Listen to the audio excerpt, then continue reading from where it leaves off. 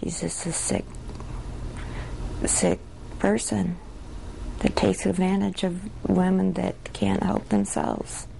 Years after those words were uttered by an alleged victim, a former Grand Haven police officer is back in the spotlight tonight. The accusation against him on multiple occasions with several women. He used his position as a police officer to get oral sex. Tonight, the city of Grand Haven's being sued by one of Thomas Carey's alleged victims. 24-Hour News 8's Mark Thompson's live in Grand Haven tonight with more on this story. Mark?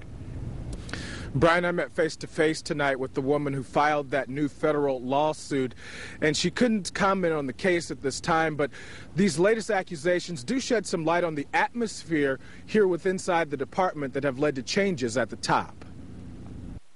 His victims tell a similar story. Former Grand Haven Public Safety Officer Thomas Carey using the authority of his badge to solicit sexual favors from vulnerable women. He's just a sick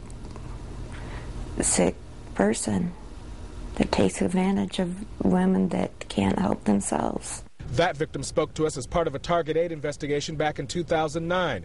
Back then, Carey cut a deal with Kent County prosecutors that landed him behind bars for just 2 months. Now he's facing a new set of charges in federal court.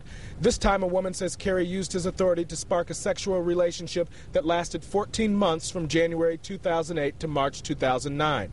She says she first met then-Officer Carey when he responded to her residence for a 911 call. She's also suing the city of Grand Haven for civil rights violations. She says the department fostered an environment that allowed the alleged misconduct to take place. Both cases happened on the watch of Public Safety Director Dennis Edwards. Edwards was fired last night by a vote of the City Council and on the recommendation of City Manager Pat McGinnis. Last night we asked McGinnis if past cases involving officer misconduct played a role in Edwards' dismissal. At this time, there's no reason to drag anything out into the public discussion. I think the decision's been made. The decision is final. When speaking with him today, McGinnis says that the new federal suit falls under his responsibility as city manager, and he's working with the city's legal counsel to address the matter. Former Director Edwards says McGinnis used cases of officer misconduct against him, collecting complaints from people in the department behind his back and adding it to his personnel file. Because of officers that were arrested within the department. So he's trying to focus everything onto what I've done.